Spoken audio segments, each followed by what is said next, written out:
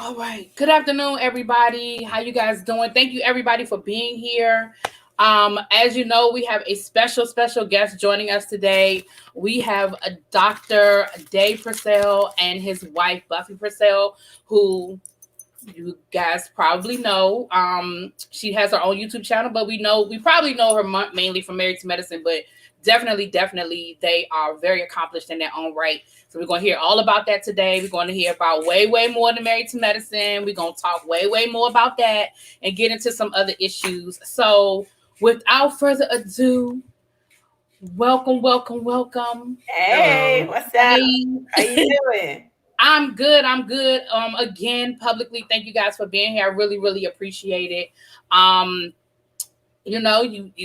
was on your channel and I was asking some questions and you were like, girl, just have me over on your channel. I'll come on over. And I sent the email and it was easy breezy. And so I appreciate you coming on. I'm a woman of my word, honey. You absolutely are. And there was no extra fool-la-la with it. Your team was very professional and we went back and forth and had some great communication, and we are here. And so I'll be respectful of your time. I said I know you guys like to do an hour, so we're gonna we're gonna take these poochies for a walk. It's pretty outside. It's cold, but it's pretty. Oh, okay. Yeah, well, we had some bad weather this week, but it's clearing up now. Thank goodness. We're thawing out. But my neighbor yesterday was getting ready to start complaining. I said, I'm not complaining about nothing. Every time I put on the news, I see Texas. Right. I said, I'm not complaining. We are ready for the weather. We're used to this weather. It is what it is. And we're going to keep it on. Keep it going. So we'll start from the beginning. Oh. Before I want you guys to, especially you, Buffy, let everybody know your accomplishments before we get into the sensationalism of what we learned. Tell us about Buffy. What you mean accomplishments? I ain't know about it. Come on now. So I am a serial entrepreneur. And I started my career over 22 years ago in the financial sector. And, I come from a family of tax accountants. So I opened up several tax practices that did really well. I became a licensed mortgage broker. I was an insurance agent. Any and everything in the financial sector I did. And, I became a real estate investor when I was 20 years old, built my first house when I was 19, and started investing in other properties. And for years, I did financial consultant work on networks like CNBC and HLN and CNN, because some of these people say that show was my claim to fame, and it was not. That's why I wanted to start here before we even went there. Yeah. I was in the professional sector as, telling people how to manage their coins, crawl before they ball for many a moon. And then I decided to this past year, I partially retired and now I'm back to work because I got bored. But yeah, and then I did that show, in 2019. And, that's where some people who hadn't seen me in the other sectors met me. But I had also done another reality show before that show on CNBC with my bestie, Marcus Lemonis, who's a billionaire. Helping him with other people with small businesses and talking about how to help them. Okay. Yeah. See, I didn't know that. I did not know that. Okay. Dr. Dave, you want to tell us all about you, sir? Sure. Well, I'm a psychiatrist. I have been in practice for over 20 years now. And I started my career with Emory University, and then I moved over to the Atlanta VA. And then at the end of 2014, at the prompting of my beautiful wife, I left government service and academia and opened my own practice and just going from there. I'm involved in, I do clinical practice. I do clinical research, doing drug development for pharmaceutical companies. And then my latest endeavor is transcranial magnetic stimulation, or TMS. And so I'm really growing that practice as well. Let me go on to the Google. Let me go on to the Google machine. What? Right. I'll get him to break it down. But he's a I'm like my husband's business manager. Honey, I'm gonna jump in. I'm his publicist. He is a psychiatrist who is trying to get people off of medication. Yeah. Okay. Well, tell her more about TMS. Yeah, so TMS is transcranial magnetic stimulation. What it uses is an electromagnet to stimulate a magnetic field in the brain. And we target that magnetic field to specific areas depending on what condition we're treating. The main condition that's treated is depression. Insurance will pay for drug-resistant depression, medication-resistant depression, but it works very well in people who have never been on medication. The problem is insurance will pay for it, and it's not cheap. But hey, I am happy to do it for anybody who wants to come in, because it does work, and it works. It works very well. But it can also treat things like OCD, smoking cessation. It can be used to reduce anxiety, auditory hallucinations associated with things like schizophrenia. It can help reduce mania. It can help with fatigue from MS. It can help with Parkinson's disease. It can help with muscle strengthening after a stroke. There are all kinds of things that we can do with this. And when he bought this machine, I was like, what? Because it was like a house. Not cheap. But I see now the work that he's doing and all the people that are really being helped by it. And, I get it. I get it now. David also leaves out that he has a background. He's a biomedical engineer. Yeah, that was my undergraduate training. From Vanderbilt University. He leaves that out. Yeah, he always leaves that out. So, and he's licensed in many, many, many states. He does telemedicine, and he was really doing telemedicine long before the pandemic. For 10 years he's been doing telemedicine. So, yeah. Yep. Wow. Okay. So, because you actually asked my follow-up question to that, what does this help with? So you kind of gave us that list. So I know that the money is in the pharmaceuticals. So do you see this sort of becoming a trend, or because there's so much money in people taking the pills? I mean, is this something you're finding a lot of resistance to within your field? No, I mean, a lot of people are very open to it. The trick comes down to the cost, because it's not a cheap treatment. The machine's very expensive. It takes time to run through the treatments. It takes a lot of time to go through the treatments as well. The protocols that are FDA approved, it's 36 treatments. The first 30 are every day, Monday to Friday, over the course of 6 weeks. And then the next 6 are done over the next 3 weeks. But there's also very good data where you can do 50 treatments in a week and you do 10 a day. And it actually works better than doing it over 6 to 9 weeks. But insurance isn't paying for it yet because it's still experimental. So, but the data is looking really good on that.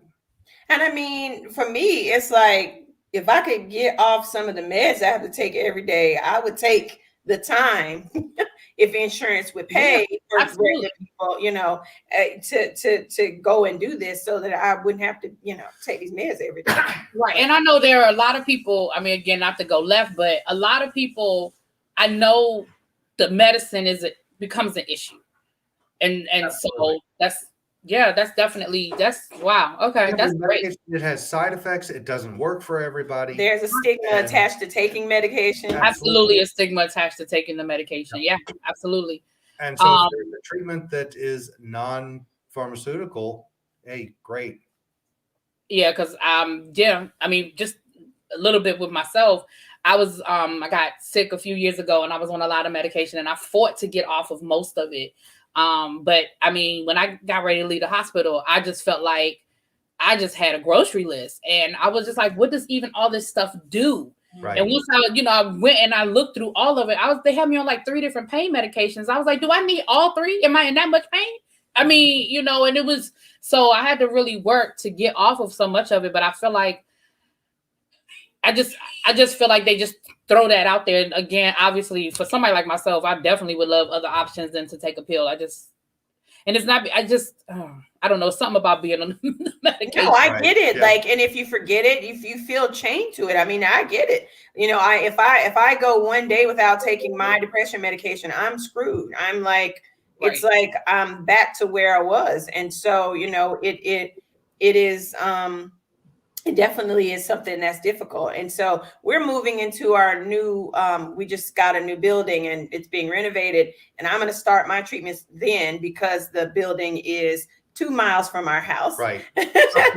I haven't been going into work because of the lupus and, not wanting to, be exposed to COVID. Mhm. But I'm excited to get started with my Yep. treatments. And it'll be another technician in David's practice, not my husband treating me. So Okay. everybody say your husband, we know he got other doctors that work for him. Okay.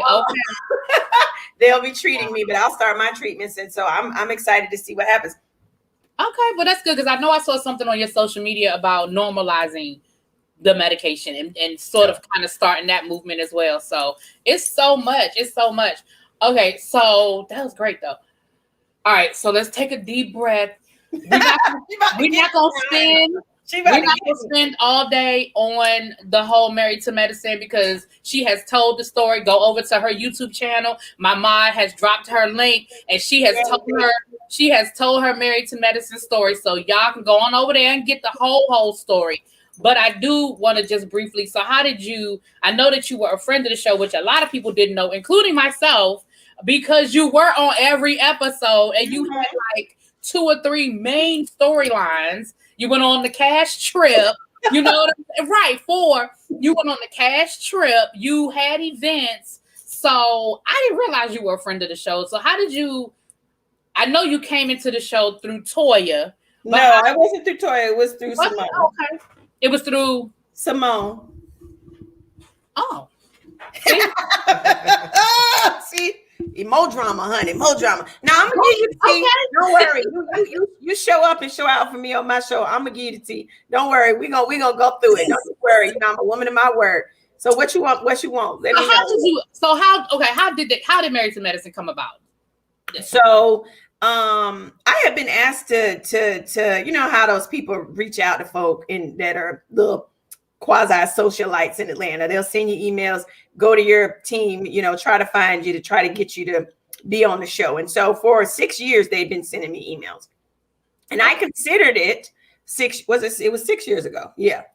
I considered it 6 years ago, but David was running the psych ER at the VA hospital at that time, which was a highly political position. He was up for chief of staff at the VA. And I said, no, that wouldn't be great for my husband's career. He hadn't decided to go in private practice, so I didn't do it. And this last time when I was approached, I was like, oh, okay. And I said I would be a friend, not full cast. That was not what was told to me. And even the dentist has said, she said they told her she would just be a friend. I specifically said I'm gonna be a friend because a bit is busy, right? I hadn't retired yet. And I knew the time frame associated with it. And so I was told I was going to be a friend, which to me meant I was going to show up and look cute, maybe get a couple of zingers in, one lines or whatever, and be out and sit back and eat popcorn and look at the tomfoolery. But that didn't happen because this little light of mine shines, honey. So we were invited to the first episode of the show, which they don't do with friends. And we didn't know,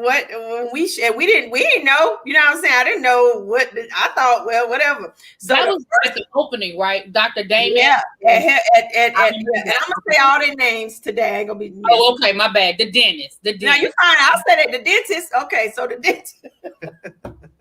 So we showed up to the dentist's party, which everybody was shook. They were like, what are y'all doing here? Because they don't bring friends in until the end of the season. Right. And so everybody was like, this is odd, and actually Eugene said, what did he say to you? Yeah. So he was like, who did you all impress? Because you guys, no one ever comes to these things. Kind of the role that we were in. Mm-hmm. And so, and it's funny, something that they cut out of the show that I thought was hilarious, but again, they had to dim my light. Within 5 minutes of meeting the dentist, remember when this happened? We were walking in and she came at me. And so she was like, oh, blah, blah, blah. And then I was like, hi, nice to meet you. She introduced her husband to me. And then she said, this is my pastor. I got my pastor here. And I said, oh, okay. What church? Girl, she didn't know the name of the church. She was like, and I said, you don't know the name of your church. I destroyed her. I did edit that out. And the 30 seconds of meeting her, I destroyed her. And they got it on camera and didn't air it. I said, what church? And she said, "Ooh, Daddy, the new girl is mean." Because I asked you what church. Well, if that was a mean question, Lord have mercy. I know. She know the name of the church, child. Oh Lord. Okay. Well, So that's how we started. And then, what happened on that episode, them girls was cutting up and fighting. And yes, she was not board certified in nothing, but they still call her a doctor, called somebody's husband the N-word. And I jumped up and got in her face and said, "You can't do that." And everybody looked at me like, "How dare you? You knew." And I'm like, I'm a whole grown woman. I don't give a darn if I'm new or not. right. I was like, what we ain't gonna do. And that was where you saw me say, "Simone, where'd you bring me? Bring me my purse and my husband." Yes, you were like me and my husband when we exited stage. I remember that episode because you were like, "I ain't come here for this. I don't know what this is." But I was like, on the first episode, y'all fighting already. Yeah, that was a lot. I remember that first episode. Yeah, that was a lot. That was a lot. Now, fast forward to the infamous moment. For those of you who watch, somebody asked which Married to Medicine. This is the original Married to Medicine out of Atlanta. This was what, 2 seasons ago that you were No, on? last season. It's on right now. They're airing it for the new season.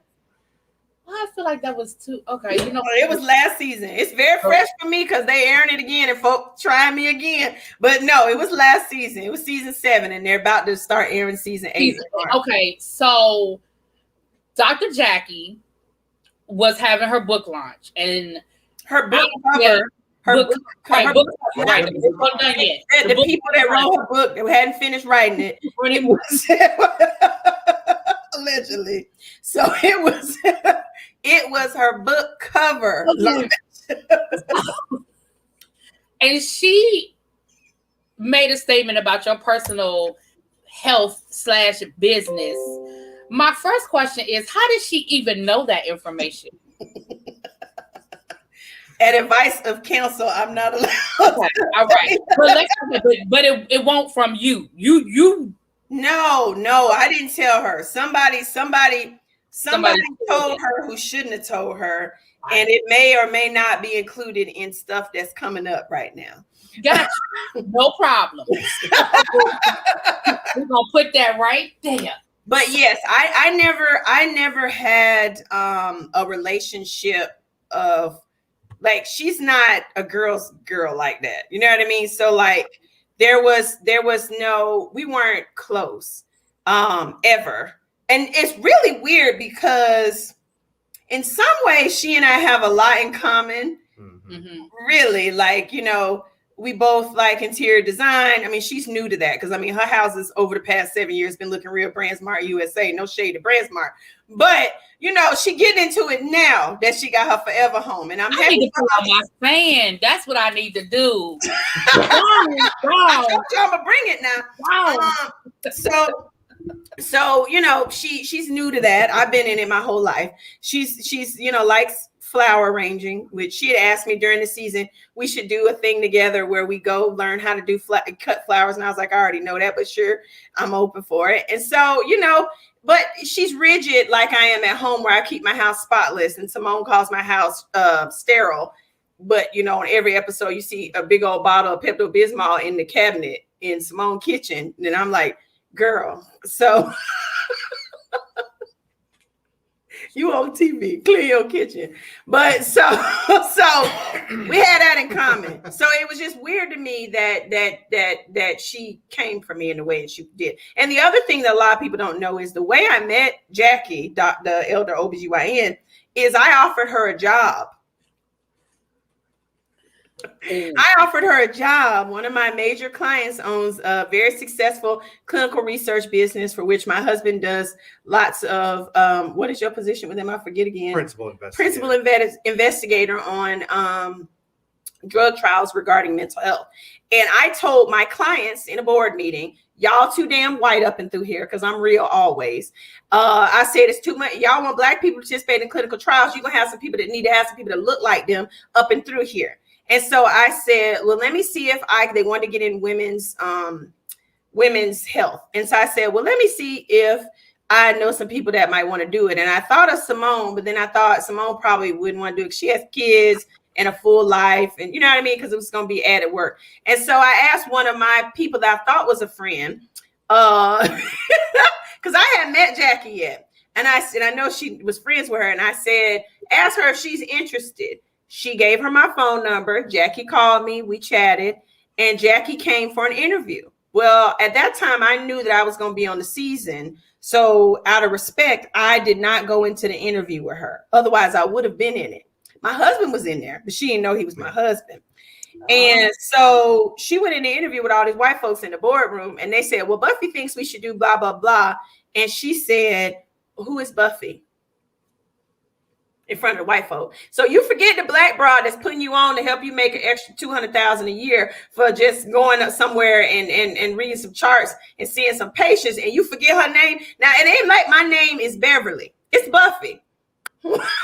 She has a very big personality. How you forgot my name once you got in front of white folk? And so, you know, our relationship started rocky because of that. And the dentist told everybody I was mad at Jackie and was gunning for her because she didn't remember my name from a party. No, it's because I was a black girl offering you a job and you forgot my name. Once you forgot my name. Which is wrong.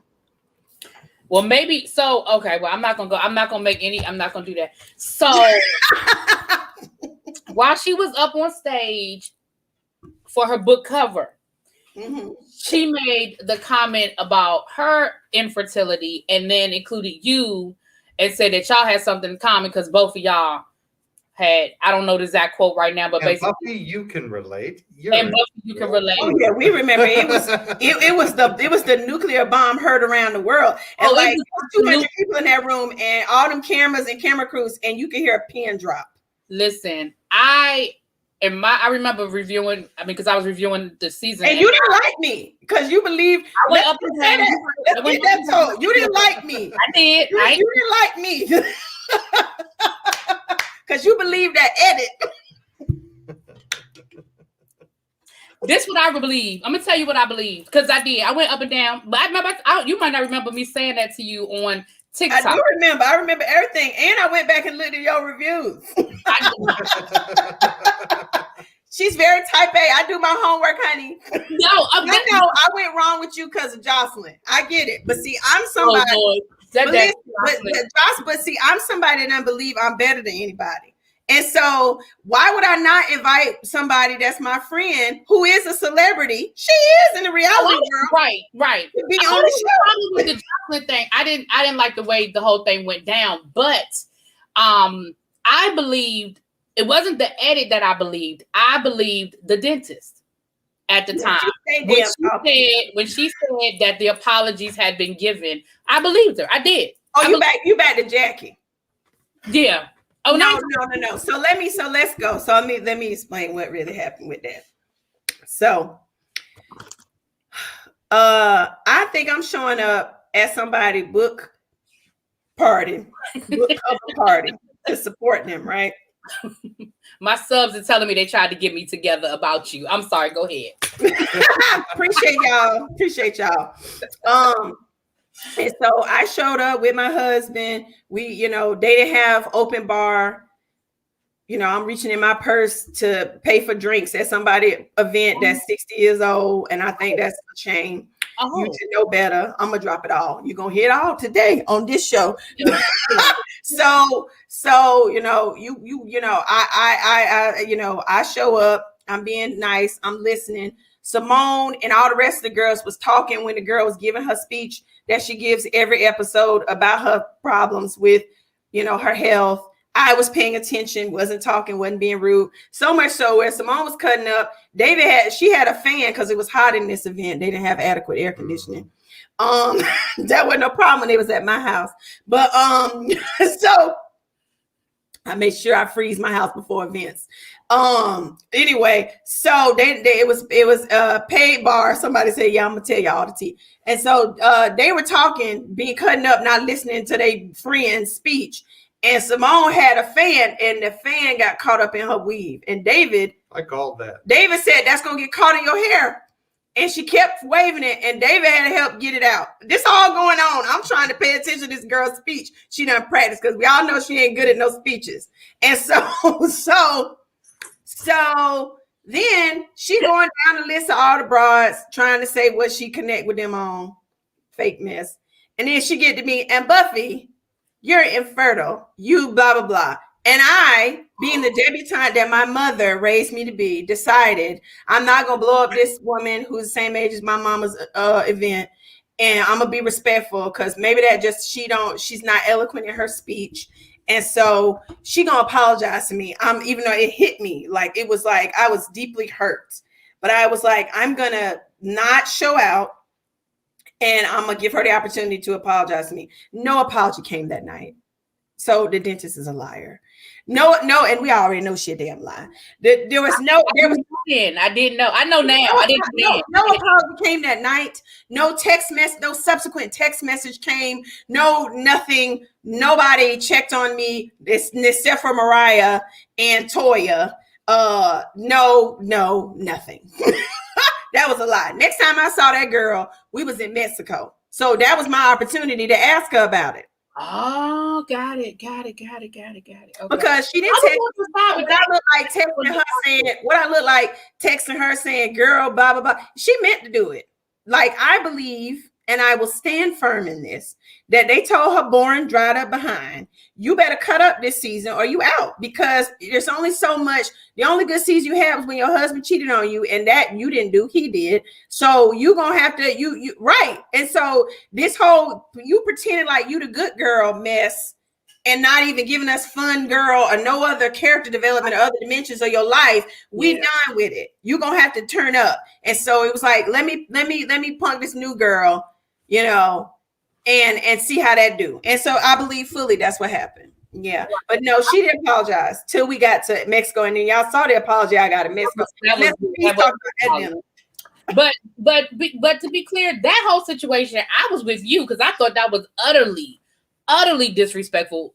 The apology part was the part where I was cloudy, but I was clear about that because I didn't understand, first of all, why you felt like it was okay to say that, and it was clear by your reaction. That wasn't edited. Like, your face was clear. Mm-hmm. And then the subsequent reaction after that. So she felt she could do it because she thought I was beneath her. See, she's one of those people who have that caste system. I'm a doctor. I'm next to God, and you are a little wife, and you're beneath me. A wife who make more money than you. But I'm allegedly. I'm better than it ain't alleged. But my problem too with that is I also think that sometimes people who are open with their business think it's okay to share, so because she's so open about what her history has been with the breast cancer and subsequently not being able to have children and stuff like that. I think that because that's her story, she feels it's okay to share other people's story too. I think it was the show. I think there was a lot of it had to do with the show, but I also feel like she's one of those people that's like, well, I mean, I'm just letting everybody know that they're not the only one, but don't use my story. I didn't tell you. So I disagree with you 100%. Okay. I appreciate your opinion. And I'm also reading the comments. So let me talk about my alleged ageism. The reason that I keep referring to her age, it's very important.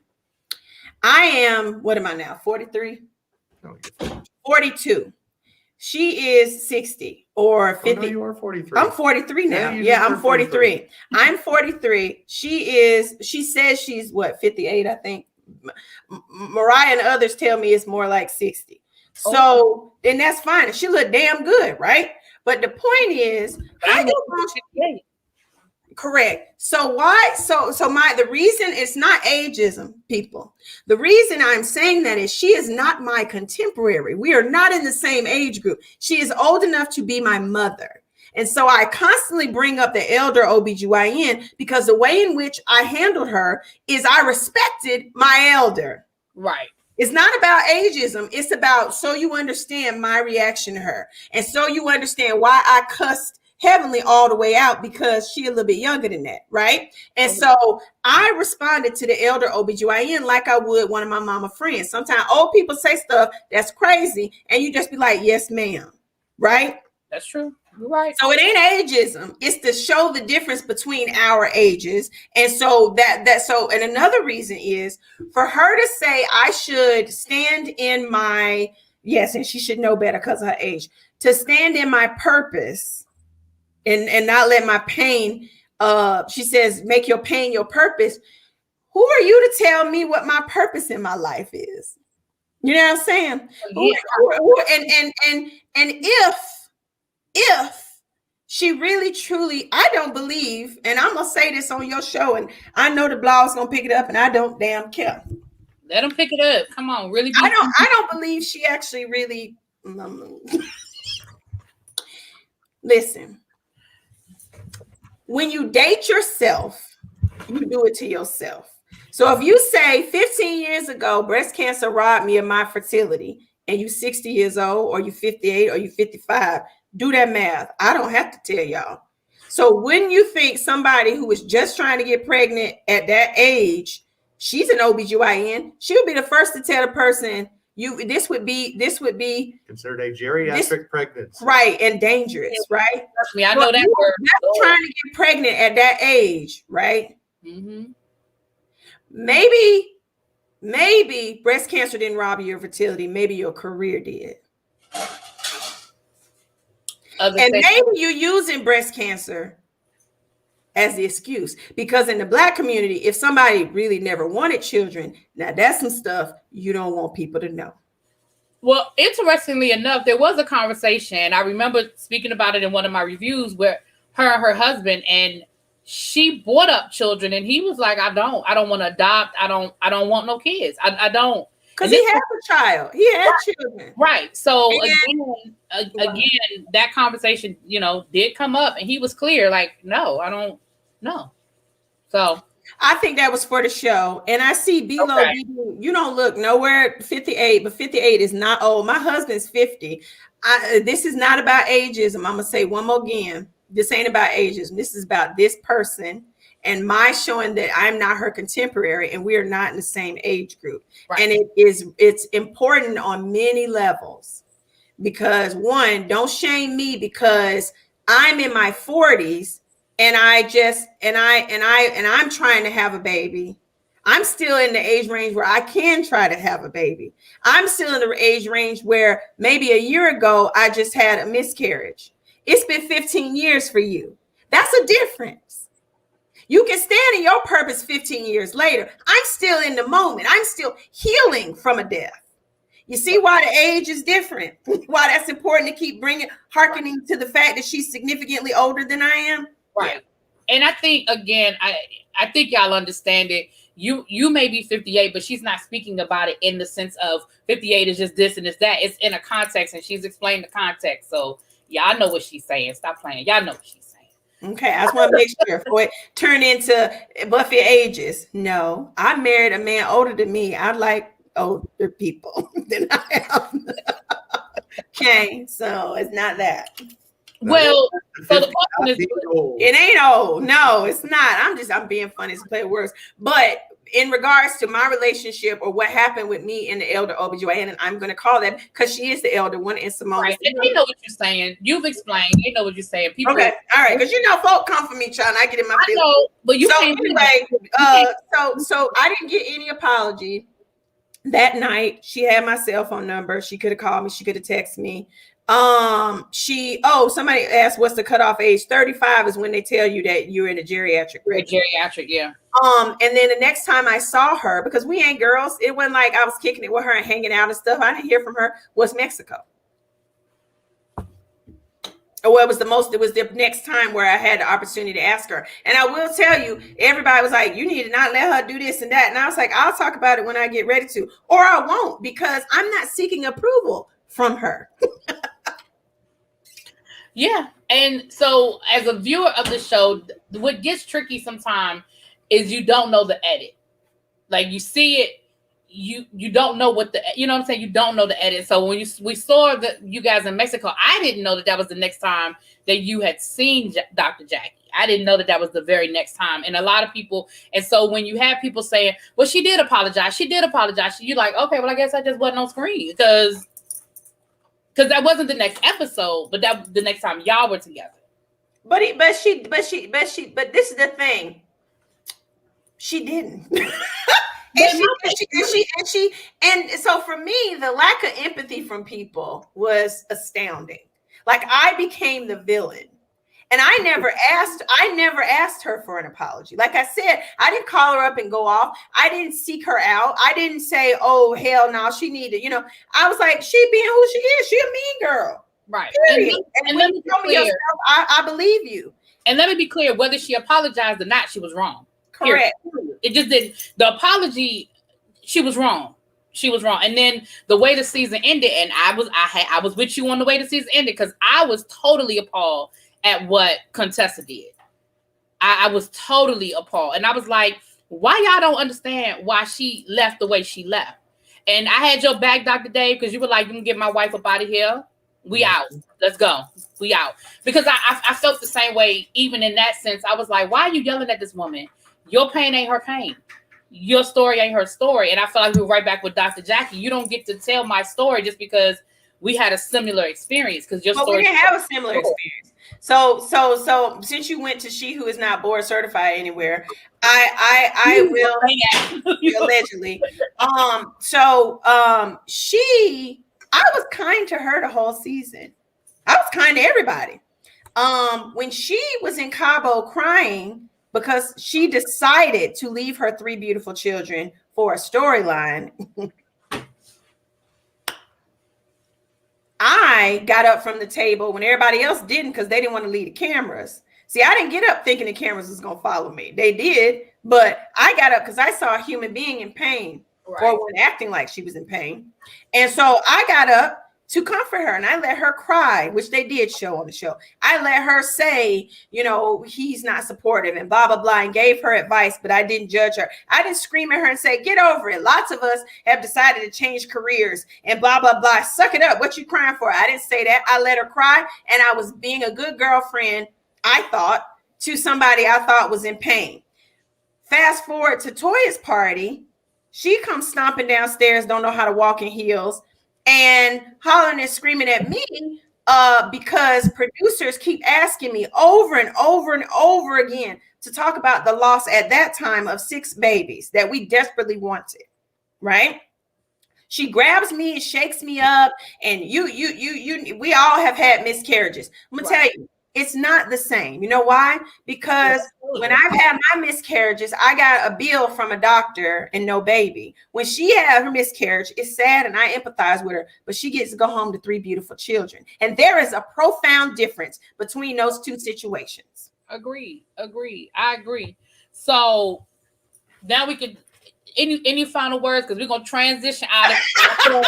I said we're going to make this whole thing. And again, y'all go to her YouTube channel, because she has told her, she talks about it. So some of this I knew because I watched her videos. So y'all going over there, because I wanted us to get into some other things as it relates to the infertility, because something you said on one of your videos that started this whole conversation maybe about a month or so ago now, you were saying how hard it's been.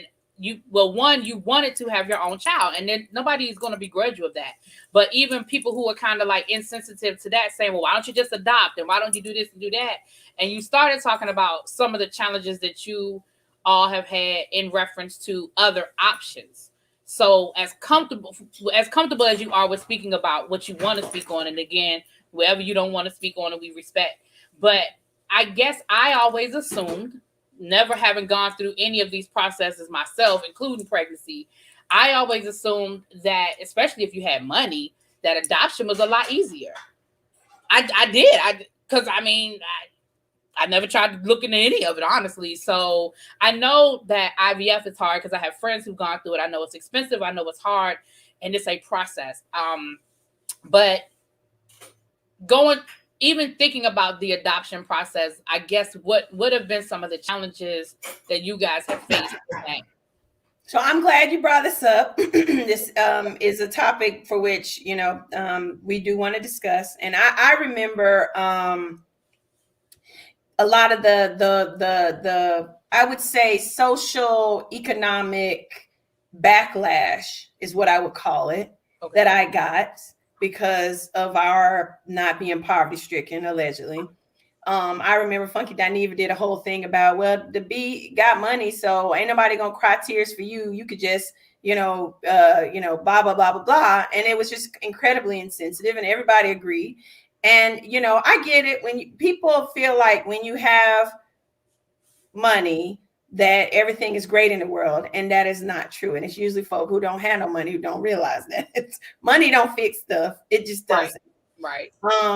Money can't fix my uterus that Heavenly said is broken. You know what I mean? It no matter how much money I got, that can't fix it. So, yes, we are an interracial couple. He's white, I'm black. We live in Atlanta, Georgia. It ain't easy to adopt when you're in an interracial marriage. And I think people don't understand that. We actually had somebody in my family very close to me pass away and during childbirth. You've told and gave birth to a beautiful baby girl. And we were like, there's no way her husband's gonna be able to raise, like, it's just ain't going, he can't, it's not. And he told my grandmother and us, I'm not letting a white man raise my daughter. Wow. And he was like, if Dave was black, maybe I would have accepted y'all's help with raising my aunt's child. You know what I mean? Wow. People just they think money fixes everything, but it doesn't. Dave and I got a couple other hits against us. One is he's white, I'm black. And even if we, and I'm not going to speak to specific situations in regards to adoption, but I know lots of interracial couples, because we have lots of friends, we call ourselves the Swirl Group, who have been met with trouble in this regard. And some who have had children of their own, biracial children, and the drama they have to deal with in the street when it's a black woman with a child that ain't chocolate like the mama. Yeah, it ain't easy. I think people need to get away from thinking socioeconomics solve all the problems in the world, because just because you have money doesn't mean racism stops. No, absolutely not. Yeah, my best friend who's black is married to a white man, and they have 3 children. Well, 4 children, excuse me, Lord, I done lost one. They had 4 children, and he has a daughter, an older daughter from before they got married, and they have custody. So that's always interesting. And yes, she has been mistaken going, and they live in a predominantly white county here in where I live. And so, most of the schools are predominantly white kids and that kind of thing. And she has definitely run into issues going to pick her kids up from school. And so like she was like, I've become so active at school because I just need them to know who I am. I can't just show up. I can't just never show up for a PTA meeting and then come pick up my kids from school, because they're gonna be like, wait a minute, ho. Yeah. And they, they're not rich, but they live in a pretty good, well-off town. I'm not rich. Well, and so they do live where kids have nannies and things like that. And so it's become an issue. So I do know that's something. I mean, she's absolutely been asked that, especially when her kids were younger and she would be at the grocery store and stuff like that. She absolutely. Oh yeah, I was out with my mother-in-law and my sister-in-law, and I was holding my niece Louise. She is now an adult, but because we've been together 21 years, but she was a baby and she adored me. She's my goddaughter, and she was kissing on me and cooing, and Auntie Buffie. And this white lady walked up and she was like, "Oh, they're so lovely. The nanny loves the baby so much." And my mother-in-law's like, "The nanny's purse is more expensive than the mom's." And my mother-in-law was like, "That's her aunt. That ain't the nanny." Right. Okay. So when it came to, again, for as comfortable as you are, and I know that some of this is still new, so I don't want to touch on anything that you guys are not in a position or ready to speak on, but the IVF process, somebody and I know you've answered this question before, but people in the chat. I'm new to your audience, so I'm happy to answer. What about, did you guys consider a surrogate? Yes, we did consider that. And that didn't work out, I'll tell you, because I wanted the surrogate to live with us during the pregnancy. Okay. You ain't gonna just be out here in these streets. I have limited, it ain't like it's an unlimited supply of our children available. Right. So I want the person to live with us or live in a house close to us or something, because there are many variables that affect pregnancy, other than just what you eat and all that. If you're stressed out, if you got a boyfriend acting a fool, you know, if you, I want you to be in, you know, taken care of, make sure you make all your doctor's appointments, waited on hand and foot. And so that became difficult for some people to accept. And so it didn't work out for us, but it's okay. I was going to be messy. Oh, go be messy. Be messy. Go ahead. I was going to say, Dr. Jackie ain't help y'all like she helped Candy. Anyway, that was messy. I'm not famous enough. That was just me being messy. That was shady as hell. Okay, all right, I'm moving on. As Dr. David spoke, he's so quiet. Speak, David. He doesn't like talking about our pregnancy and fertility issues. It's very painful. Sometimes people don't realize how that affects the husband. Talk about that. It has been very hard. And, you know, I think it's something that we've really been dealing with on and off over several years with everything that's happened. And, you know, I think everything that kind of happened on the TV show in a very public way, it was difficult to cope with. And so we kind of took a step back and kind of reconsidered things with all that. So. And it, you know, it wasn't just during the season. It was then the show aired, and we had to deal with it again. Yeah. You know, Candy said that. Speaking of Candy Bird said that a while ago. She said, reality TV, you live it 3 times. You live it when you film it, you live it when it airs, and then you live it at the reunion. And so I don't think people realize that you go through. So again, for something for you guys as painful as that was to go through, it's not just a little fight or argument. We ain't get along.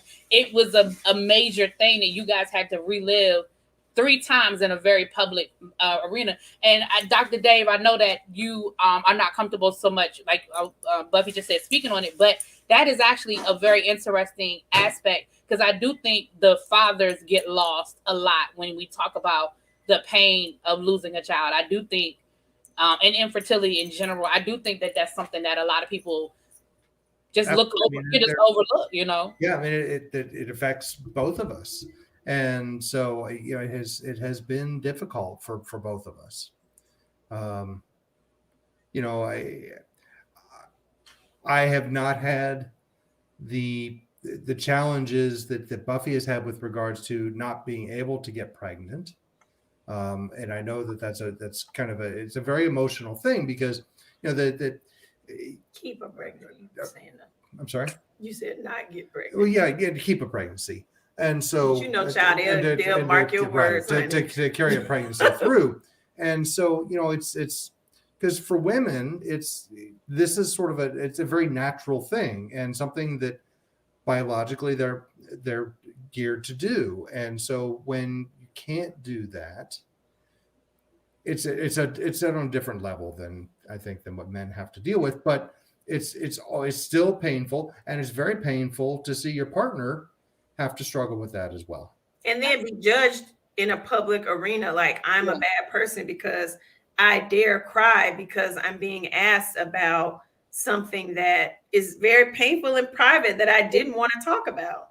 Absolutely. That wasn't, I was supposed to, and just to your point about why I make such declarations about who these people are on the show and who I am. I was a friend. They didn't try, like you didn't. I was not Lisa Nicole. I wasn't a full cast member, and they tried to all out murder my soul. Like I'm like, and so for me, like it's because they were trying to kill. Like she's doing too well. You know, let's talk about her being fat. And I was like, I don't care about that. Let's talk about her being this. You know, her husband gonna cheat on her with a house manager. I didn't care about that. And so let's find whatever we can to kill this girl. And so we'll go as low as possible to keep our checks. And that's what they did. And then let's also gaslight her and make her think she's insane for crying about it, like nobody else would. And it's funny because somebody said that, and because you say this again, I watch you, so I know you said this. You said this before, and when I made the announcement about the interview, because I've been, announcing, somebody in the comments actually said that, oh, the one that cried all the time. And I was like, I'm gonna just let her speak on that because I already know she gonna speak, because that is what people walked away from, part of your narrative. Yeah. And again, I speak to this for myself. We've had this conversation on my channel a few times that we've got to stop normalizing judging women for decisions that they make when you don't know why those decisions were made. I don't have children. I'm in my 40s. People automatically make assumptions. And when I tell people, I say what I say about why I did not have children or chose not to have children. And people have told me I was selfish. Yeah, that's a whole show. And I'm happy to talk to you about that. That's a whole show. Yeah. And people have told me that I'm selfish. People have told me, I said, well, I don't even know if I would make a good mother. Oh, it kicks right in. As soon as you get pregnant, that instinct, I said, nah, because we wouldn't have kids in social services. We wouldn't have kids getting abused. We wouldn't have kids being murdered by their biological parents if it kicked in. So no. And again, when the doctor says to you, you're 21 years old, and the doctor says to you, hey, we don't really know what's wrong with you. All we know is that when it's time for you to have children, it's probably going to be pretty hard. Something in your mind clicks to say, well, you know what? Maybe having kids isn't a big deal at this point, because you just told me at a 20. And so when then when I say that, like, oh, well, we didn't know. You didn't need to know. You should have just accepted what I said. Right. Because it's okay for a woman to say, I don't want children. Correct. And it is. And I think that is probably, that's a topic. You should have a whole show about that. Right. Well, I will. But we should have a whole show about and I know I'm about to be out of time, but you brought up so you brought up a whole thing I'm about to get into. So the crybaby gate. Crybaby gate. Let's get into this. Black women are not a monolith. We are not one thing. I don't have to be stoic. Right. And a robot. I can be a whole human being, flawed and beautiful and crazy and shadow side and shady and happy and kind and evil. I can be it all because I'm a human. Right. And so for the people who call me a crybaby, let me tell you something. When they said I was fat, did I cry? No, I showed my whole ass with a bathing suit to show them how much I cared about that. When they said that my husband's going to cheat on me, I was like, here's my beautiful house manager. I ain't worried about it. So I wasn't crying about the trivial crap that broads come after other women, the whole take her down stuff. I didn't cry about any about that. I cried about producers saying in green screens with me, we're not going to let you leave until you cry, Buffy. Did you have to do a DNC after that miscarriage? Did they scrape the baby out? Is that how that happened? How does that what? So tell us about that process. Or how many? So when you were when you locked in a room and they like, you ain't going nowhere till you cry, girl, and ask you horrific, painful stuff, wouldn't you cry if you actually wanted the children? Yeah. Right. Yeah. Would you cry when you were around all these Black women, some of which are OBGYNs, and they judge you because you're still in your pain about a miscarriage or miscarriages that you've had, instead of saying, girl, we here for you as long as it takes for you to heal. I may not understand fully because I got kids at home.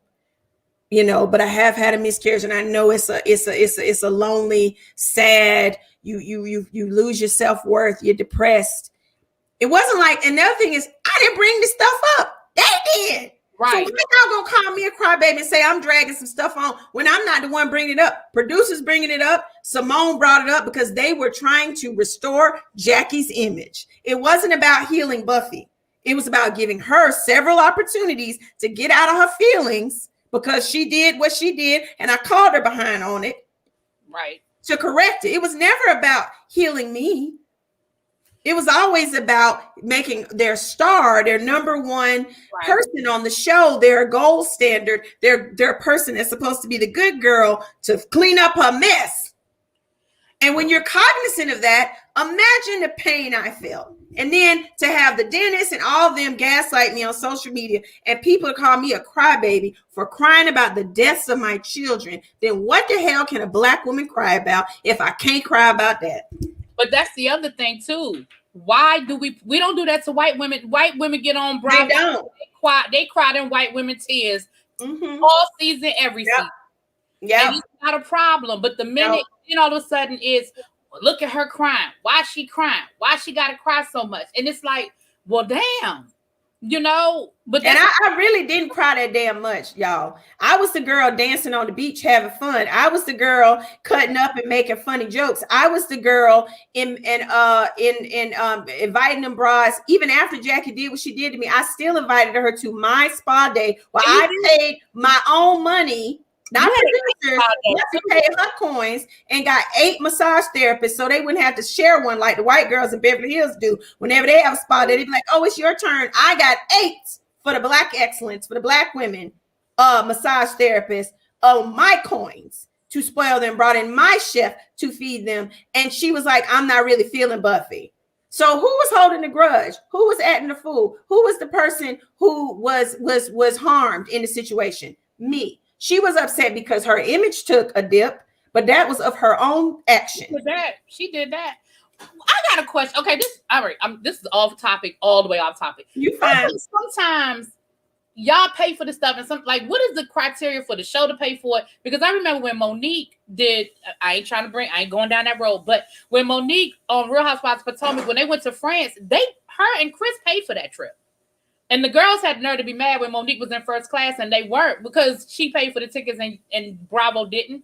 And so I'm just wondering, like, I've heard other people say sometimes we know the show pays for stuff because we know Rama didn't take them. But we know that sometimes the show doesn't. They're like, what's the criteria? And that's a whole way off topic. The criteria is who got money to pay for it. I was thinking that. But I was just wondering. No, I mean, it's really, they kind of pimp the new girls on the show to make you do an event and you pay for it. They squeeze everything they can out of you, and I knew that, and it's fine because I can write it off. I have a production company of my own. So for me it was a tax write-off. They weren't pimping me, you know what I'm saying? But they do that to the new girls, and I actually did 2 events, which nobody does in their first season on that show. So realistically the show pays. The producers pay mostly for all the events. Yeah. When Monique said that, I was like, what? They paid for the friend? Because Chris was like, we paid for that trip when they went on the reunion. He was clear about that. But okay, they got grown money. Chris is worth $24 million, honey. Even after he stopped playing football. Even after he stopped playing football. He started, because they're they're my friends, honey. I stand there. Listen, I told Monique in every review I could. I don't know whether she watched any of my reviews or not. I told her, you took my husband. I'm a huge football fan.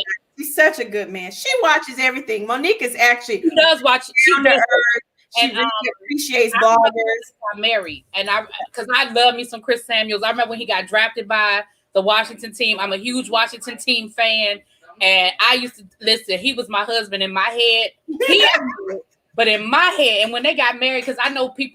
Cookie. I know Cookie. And when they was at the wedding, I saw the pictures and stuff. I said, I mean, it was a pretty wedding and all, but it wasn't my wedding. Joking.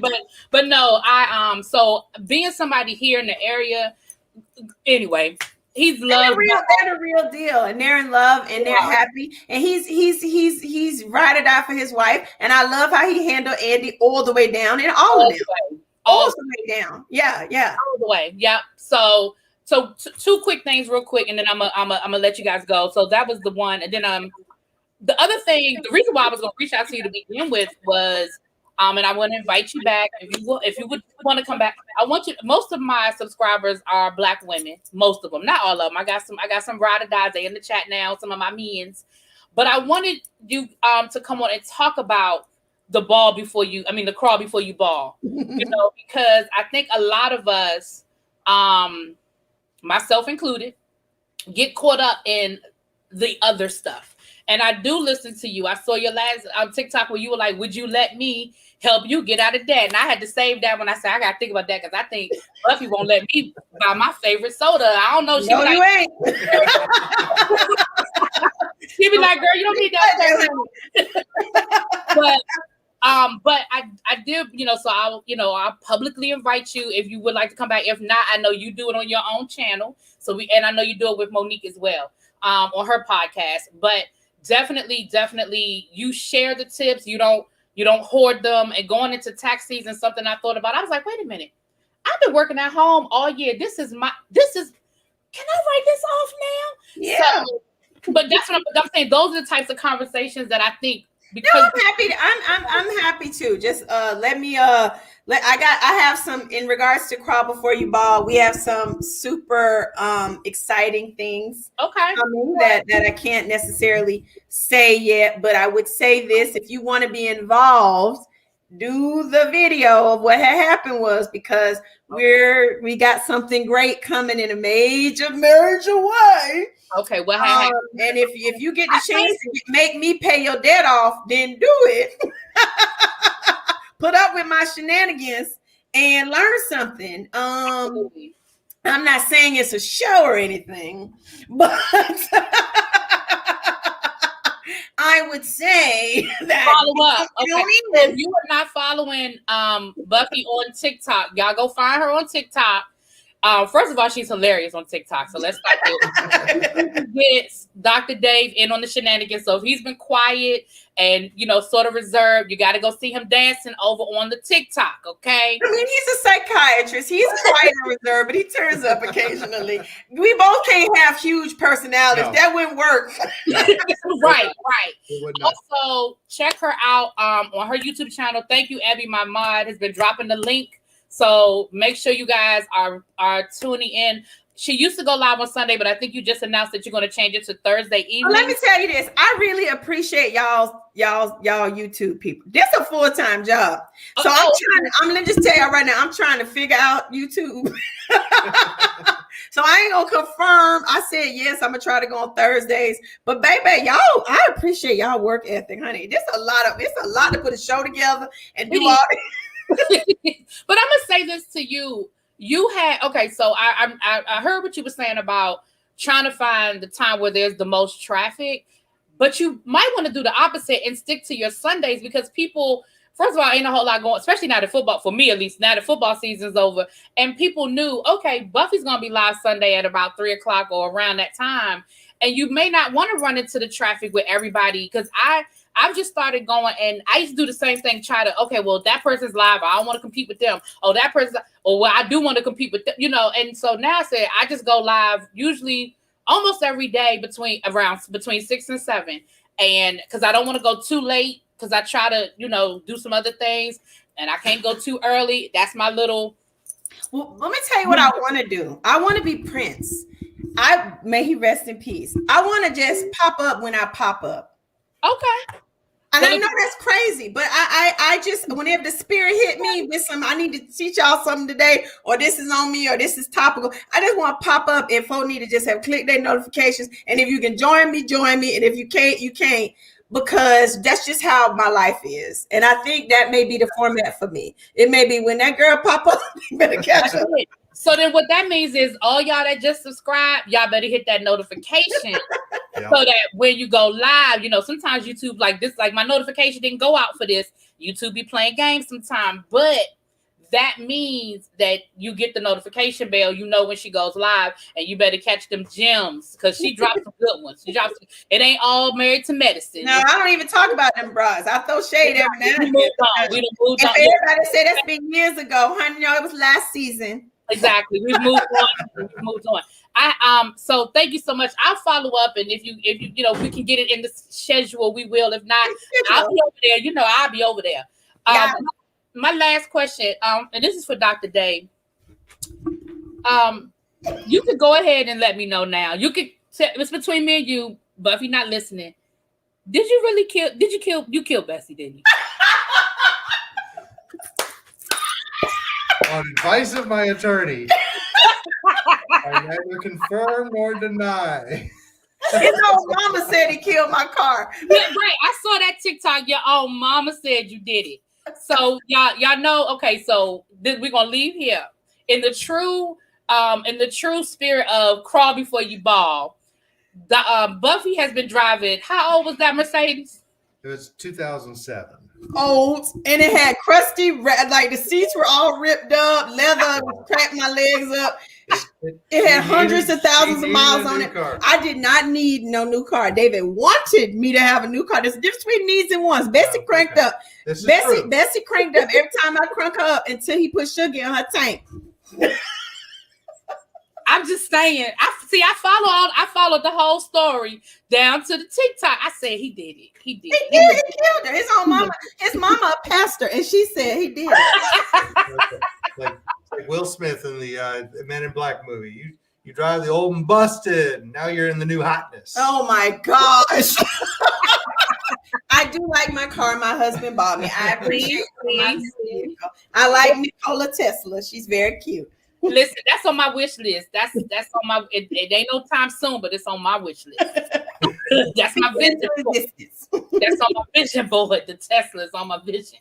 But thank you guys. I appreciate you taking time out of your Saturday afternoon to come and hang out with us. Thanks for inviting us. And you, all right, Miss Oprah. All right with these interview skills. Yes. Thank you. I was nervous, honey. Honey. Yes. But thank you so much. And you guys, we're gonna go ahead and get off of here. Y'all know I ain't gonna lie tonight. This is it. This what you get. I see y'all tomorrow. All right. Thank you so much. Bye. Thank you. Bye. Bye. Thanks for tuning in. Abby, as always, thank you for being a great mod, honey. Thank you, Abby. She's going giving you you still come up with Monica, right? Yes, I'll be on Monday. Talking about the girls. I can't wait for that one. If you're not subscribed, also All About the Tea. Oh, right. All About the Tea. Monica on Mondays. She's on there on the pod. Yeah. We're gonna be talking about the latest episode of Real Housewives of Atlanta. Y'all know I'm friends with Portia, so it's gonna be funny.